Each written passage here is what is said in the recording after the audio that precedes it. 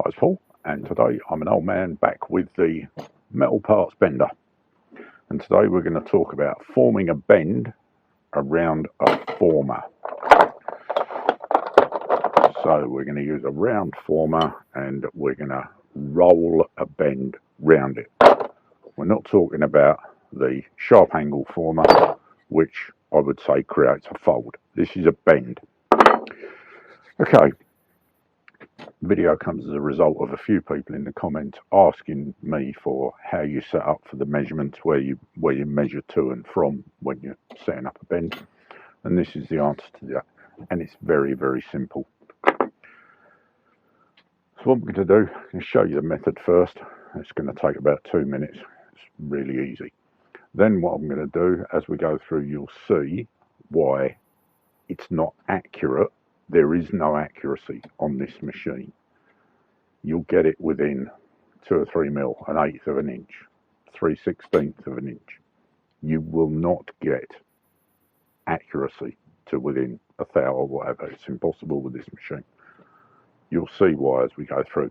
Then afterwards, I will explain why using geometry you should be able to calculate the exact setup of your bend and get accuracy. But as I say, you can't, and you'll see why. But I'll explain the geometry of it, because some of it might be useful in trying to calculate whereabouts your start and end of the bend is. So let's get on. So we've got a flat piece of steel, and what we want to do is we want to make a bend around the former. And I'm assuming you're going to have a dimension of some sort.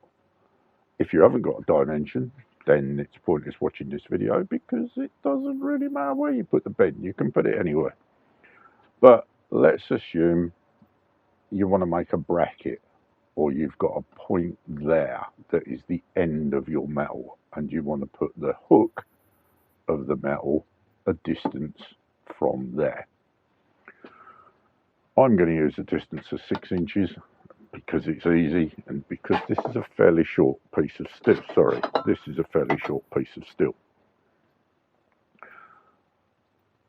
I'm going to say that measurement from there to the bottom of the bend will be 6 inches, and that is the only measurement that's important in setting up. You must know the dimension between there and the bottom of the bend. So if you like, the dimension between the end of the bracket and the bottom of the hook where you want to hang something. And all you do, you take a measuring device. Other measuring devices are available. We're going to measure in imperial. The reason we measure in imperial is because all the rollers and this whole machine is set up in imperial, although the pins curiously are metric, but the rollers are in imperial, so we're going to measure in imperial. To me, I don't particularly care. I can work in imperial, metric, fathoms, cubics, yards, chains. I'm really not bothered. And as I said, we're going to use a number of 6 inches purely because it's convenient for this length of steel. So I'm going to mark on there 6 inches. I'm going to square off 6 inches, and that is the bottom of my bend. So I've already set the machine up. I've got 1 3/4 roller in, mainly because when I talk about calculations later, it's easier to use 1 3/4 to do the conversions to decimals. I've got the stop block in at whatever appears to be the nearest position to get the metal to the roller, and I've got a forming roller in to get the metal as close as possible to my guide. So I'm going to put a support under each side purely because it makes life easier. I'll do another video on that. And all I do is I take my mark I put a square on the mark, I put it into the machine, I put some tension on it, and I roll the square up to the face of the roller. That is it. It's done. I put a clamp on it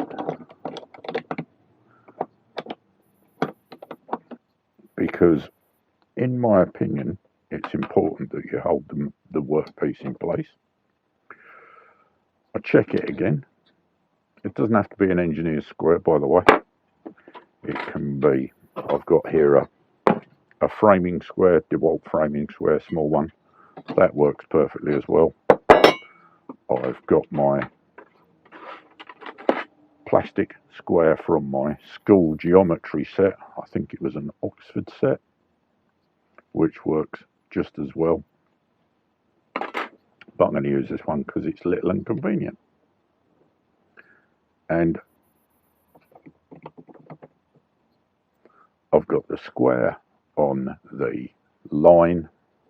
Just want to go back a bit actually.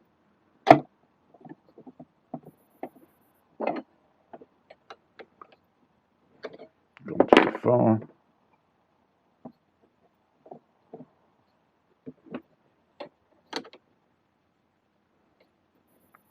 I've got the square on the line, and all I do at that point is just roll it round. I'll just do a quick different angle on the phone. So as I say, here's my workpiece, it's in the machine, there's my line, and with my square I want my line squared against the side of the roller. Just about see the line there, and that's all you do. And we roll the bend.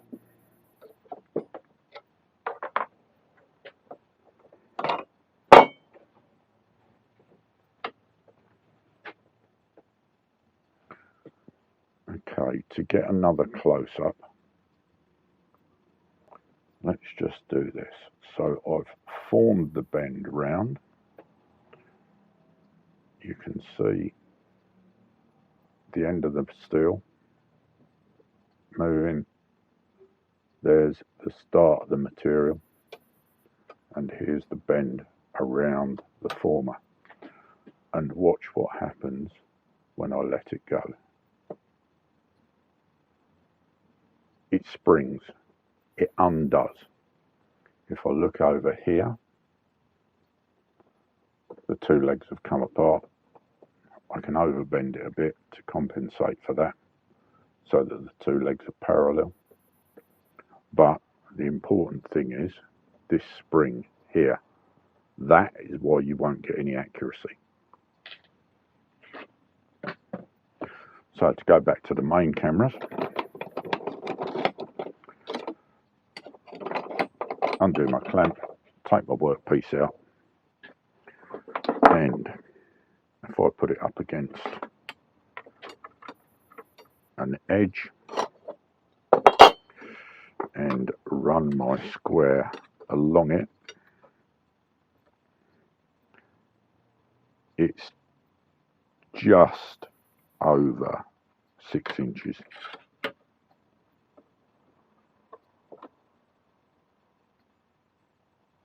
Sorry, it's just about the 6-inch mark. More by luck than judgment, in fairness. And hopefully you'll see this on camera, but if you look in here you can see the line. The line should be exactly in the middle, up at the bottom of the bend, and it's not, it's off to one side. It's further round, sorry, it's not as far round as you want it to be because it's unrolled, it's sprung. This is the 6-inch side and it's sprung, so the line is further round. And that's it. If you'd got something else, say another bend at that point, or a fold, then if you really want it accurate, you're going to have to try again, do trial and error until you get the positioning about right, and then you're going to have to mark everything up and measure it and copy those dimensions across. So if you find that actually to get your dimension between there and there of 6 inches, you've actually got to measure it at 5 7/8, then so be it. I can't give you an accurate dimension because it will vary with every piece of steel, every width, every thickness, possibly the way you've set it up, maybe the weather, etc., etc. Because if it's colder, it'll be more resistant to bend. Really cold, I mean. So you may find with practice that a piece of 1'8", you only need to be at 5 7/8 inches to get an actual 6-inch bend measurement. As I say, I can't tell you that. Trial and error.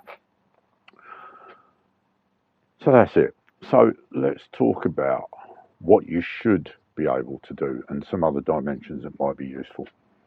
So if you go back to your school days, geometry, the symbol pi, pi d or 2 pi r is the formula for taking the radius or the diameter of a circle and working out the circumference. Take my 3/4 roller, and 1 3/4 is 1.75 inches. That's why I use this one, because it's easy to calculate in simple numbers. So if I multiply 1.75 by pi, so 1.75 being that dimension across there, multiply that by pi, I get a circumference of 5.5 inches. So from that point there, right the way around to that point there is 5.5 inches. If I divide that by 4, I get 1.375. Let's call it 1.38, which means it's 1.38 of an inch from there to there, not 3/8, 1.38 inches. Very different. 1.38 inches from there to there, 1.38 inches from there to there, 1.38 inches from there to there, 1.38 inches from there to there. So you should be able to work out where the start of the bend is, where the middle of the bend is, where the end of the bend is, because you just go no increments, 1 increment, 2 increments, 3 increments, 4 increments if you want. As I say, it doesn't work because in reality, as soon as you let go of the lever, in an exaggerated way, the metal does that. So your point that should be there is there, your point that should be there is there, and you lose your accuracy. If you don't believe me, this is a piece of paper. What I did was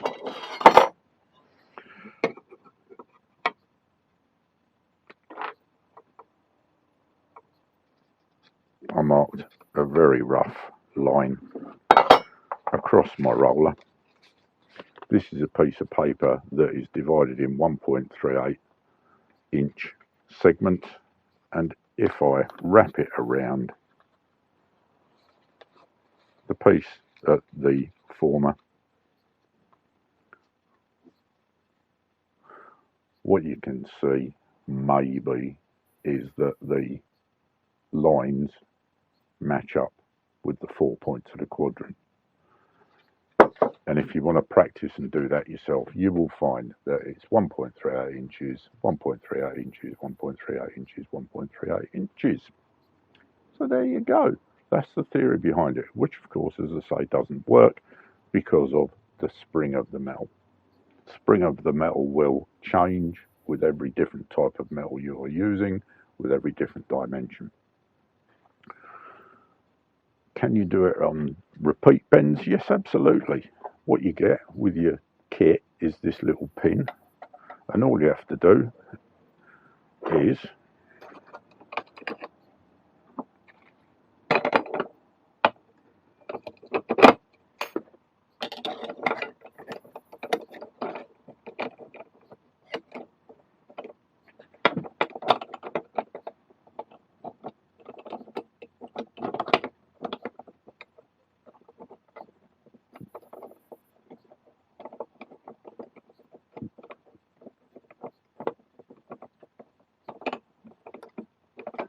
As you're bending your material, what you do is you bend it round, over bend it to the point where it comes back to where it wants to be, and you drop your pin in at that point. Then you put your next piece of metal in,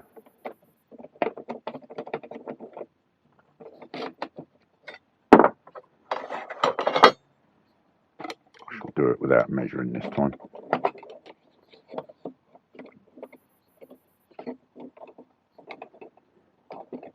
Actually, no, I won't.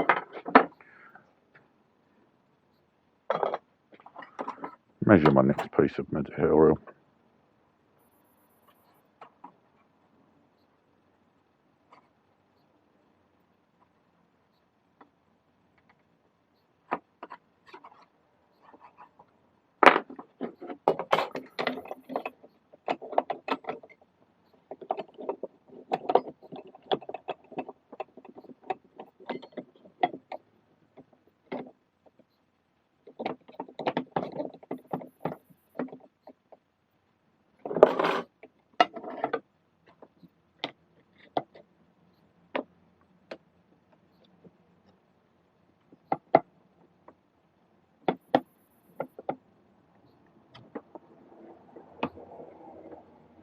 Clamp it up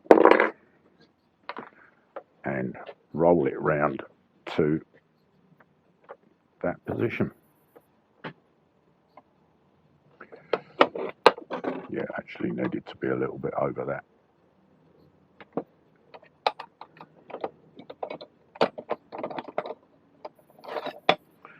But when I take it out, there's the bends, identical. Two ends are level with each other, and that's put the bend in the same position.